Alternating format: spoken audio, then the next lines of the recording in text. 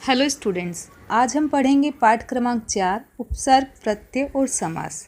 बच्चों, इन शब्दों को ध्यान से देखिए। कन्या शब्द में सु जोड़ने पर नया शब्द बना है सुकन्या, अर्थात पहले शब्द में और इस शब्द में अभी भिन्नता आ गई है। ऐसे ही वन के साथ उप जोड़ने पर उपवन शब्द बना है। वन का अर्थ होता है जंगल और उपवन यानी बगीचा, यानी शब्द के अर्थ में परिवर्तन आ गया है, एक नवीनता आ गई है। दोनों ही शब्दों में जो शब्दांश जोड़े गए उनसे उनके अर्थ में परिवर्तन आ गया है।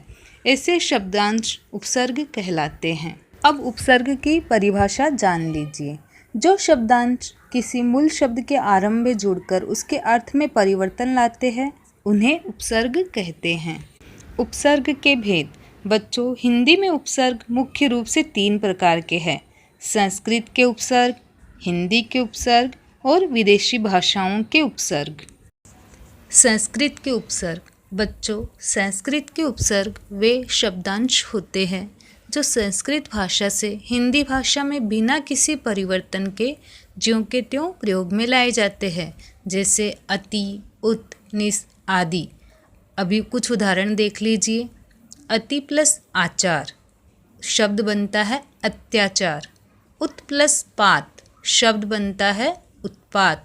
निस प्लस संकोच शब्द बनता है निसंकोच। हिंदी के उपसर्ग।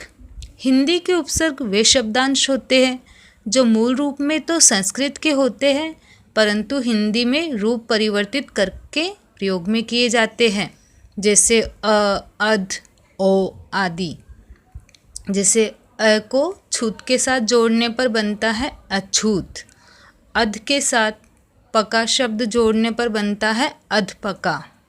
विदेशी भाषाओं के उपसर्ग। बच्चों, ये शब्दांश विदेशी भाषाओं से आए हुए हैं, जैसे कम को जोर के साथ जोड़ने पर कमजोर, कम अक्ल, कम बखत। गैर के साथ जरूरी जोड़ने पर गैर जरूरी, गैर कानूनी, गैर हाजिर इत्यादि। बच्चों, अब हम पढ़ेंगे प्रत्यय। बच्चों, इस चित्र को ध्यान से देखिए। इसमें बच्चा बता रहा है कि ये मेरे मामा जी है और उनके साथ मेरा ममेरा भाई राजू है। यहाँ पर मामा से ही ममेरा शब्द बना है। मामा के साथ एरा शब्द जोड़ देने पर ममेरा बन गया है। यहाँ पर आपको ये सीखने मिल रहा है कि उपसर्ग में आपने देखा कि मूल शब्द के प्रारंभ में शब्दांश जुड़ के उसमें परिवर्तन लाते हैं, लेकिन यहाँ हम देख रहे हैं कि मूल शब्द के अंत में शब्दांश जुड़कर उसमें परिवर्तन लाते हैं। ऐसे शब्दों को प्रत्यय कहते हैं। बच्चों, प्रत्यय शब्दों के कुछ उदाहरण यहाँ मैं प्रस्तुत कर रही हूँ। जैसे संगीत के साथ कार प्रत्यय जोड़ने पर बनता है संगीतकार। चौड़ा के साथ आई प्रत्यय जोड़ने पर बनता है चौड़ाई। समाज के साथ इक प्रत्यय जोड़ने पर बनता है सामाजिक। बच्चों, अब हम प्रत्यय की परिभाषा भी जान लेते हैं।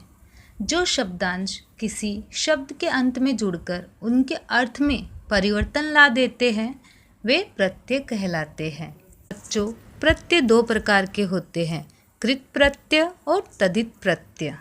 बच्चों, कृत प्रत्यय वे शब्दांश होते हैं जो क्रिया या किसी धातु के पीछे लगकर संज्ञा और विशेषण शब्दों की रचना करते हैं तथा इस प्रकार बनने वाले शब्दों को कृदंत कहते हैं। जैसे छल के साथ आवा जोड़ने पर छलावा बनता है। इसमें छल क्रिया है और आवा है वो कृत प्रत्यय है, और इनके योग से जो शब्द बनता है छलावा वो संज्ञा शब्द है।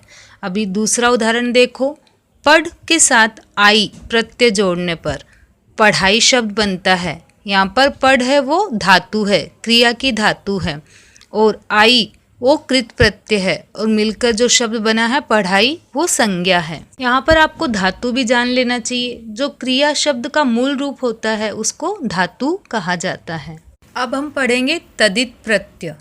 तदित प्रत्यय वे शब्दांश होते हैं जो संज्ञा, सर्वनाम या विशेषण शब्दों के अंत में लगकर नए शब्दों की रचना करते हैं। जैसे खट्टा शब्द में आस प्रत्यय जोड़ा तो बना खटास। खट्टा है वो विशेषण है, आस है वो तदित प्रत्यय है, और जो खटास बना वो संज्ञा, भाववाचक संज्ञा। अभी आगे देखिए। धोबी के साथ इन प्रत्यय जोड़ने पर शब्द बनता है धोबिन। धोबी है वो संज्ञा है और इन प्रत्यय जोड़ते हैं तो वो धोबिन शब्द बन जाता है, यानी वो भी संज्ञा बन जाता है। हिंदी में उपसर्ग तथा प्रत्यय दोनों को जोड़कर भी नए शब्द बनाए जाते हैं। जैसे उपयोगिता शब्द में उप है वो उपसर्ग है, योग है वो मूल शब्द है, ई और ता प्रत्यय है। ऐसे ही अभिमानी शब्द में अभि है वो उपसर्ग है, मान है वो मूल शब्द है और ई है वो प्रत्यय है। बच्चों अब हम पढ़ेंगे समास। यहाँ पर आपको चित्र दिखाए जा रहे हैं। इनके नीचे जो शब्द लिखे हैं वो दोनों ही शब्द समास द्वारा बनाए गए हैं। समास एक ऐसी प्रक्रिया है जिसके द्वारा नए शब्द बनाए जाते हैं। समास शब्द का अर्थ है संक्षेपीकरण, यानी छोटा करके लिखना। समास प्रक्रिया में दो या दो से अधिक शब्दों को मिलाकर छोटा करके नए शब्द बनाए जाते हैं। इस तरह से जो समास की परिभाषा है वो है शब्दों को संक्षिप्त करके नए शब्द बनाने की प्रक्रिया को समास कहते हैं। समास प्रक्रिया द्वारा जो नया शब्द बनता है उसे समस्त पद कहते हैं। समस्त पद में दो पद होते हैं। पहला पद पूर्व पद तथा दूसरा पद उत्तर पद कहलाता है। जैसे रोग मुक्त शब्द में रोग है वो पूर्व पद है और मुक्त है वो उत्तर पद है। समास विग्रह है समस्त पद को खोलकर लिखना अथवा उसके पदों के संबंध को स्पष्ट करना समास विग्रह कहलाता है। उदाहरण देशवासी समस्त पद का समास विग्रह है देश का वासी। बच्चों समास के 6 भेद होते हैं। अव्ययी भाव समास, तत्पुरुष समास, द्विगु समास, द्वंद्व समास, कर्मधारय समास, बहुब्रीहि समास। अव्ययी भाव समास जिस समस्त पद का पूर्व पद प्रधान हो तथा समस्त पद अव्यय की तरह कार्य करता हो उसे अव्ययी भाव समास कहते हैं। जैसे यथाशक्ति यानी शक्ति के अनुसार, यथा समय समय के अनुसार, हाथों हाथ हाथ ही हाथ में। तत्पुरुष समास तत्पुरुष समास में समस्त पद का उत्तर पद प्रधान होता है। इसमें पूर्व पद तथा उत्तर पद के बीच की सभी विभक्तियों तथा कारक चिन्हों का लोप हो जाता है। लोप यानी छुप जाता है।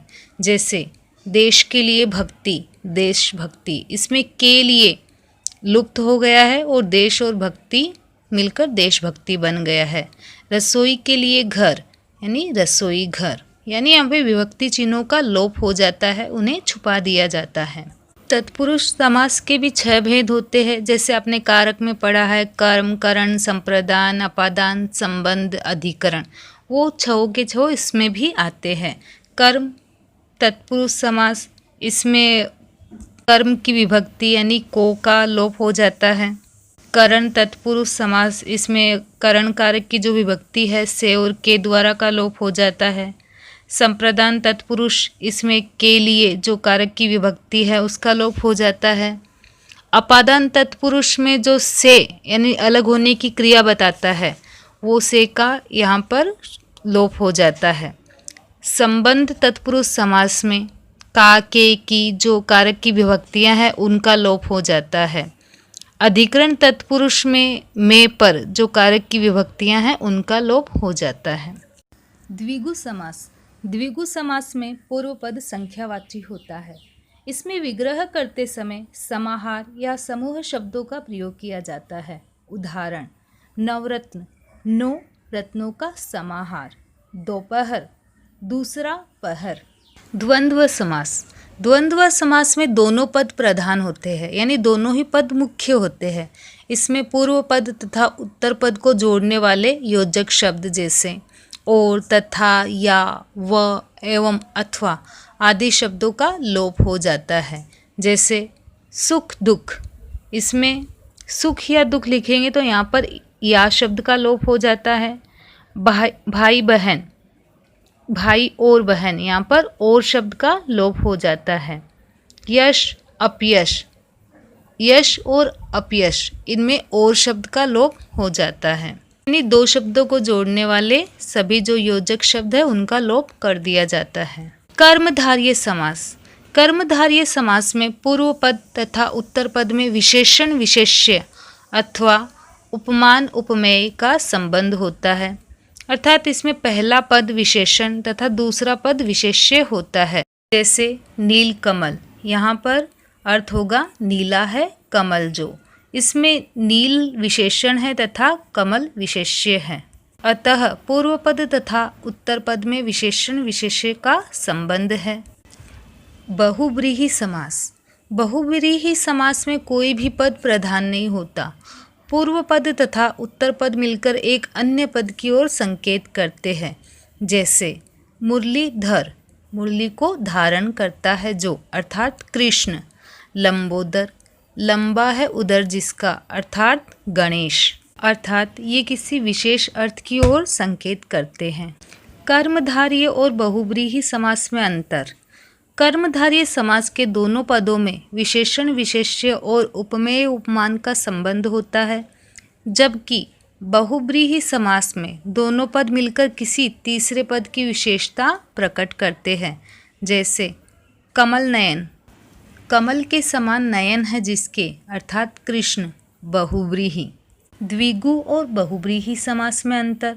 द्विगु समास का पहला पद संख्यावाची होता है तथा पहला पद दूसरे पद की संख्या बताता है, जबकि बहुव्रीहि समास में कई बार पहला पद संख्यावाचक होता है जो दूसरे पद से मिलकर किसी तीसरे विशेष पद की ओर संकेत करता है। जैसे तिरंगा, तीन रंगों का समाहार, यहाँ पर द्विगु समास कहलाएगा। तीन रंग है जिसमें, अर्थात भारतीय राष्ट्रीय ध्वज, ये बहुव्रीहि समास बन जाएगा। आशा करती हूँ बच्चों आपको पाठ समझ में आया होगा। धन्यवाद।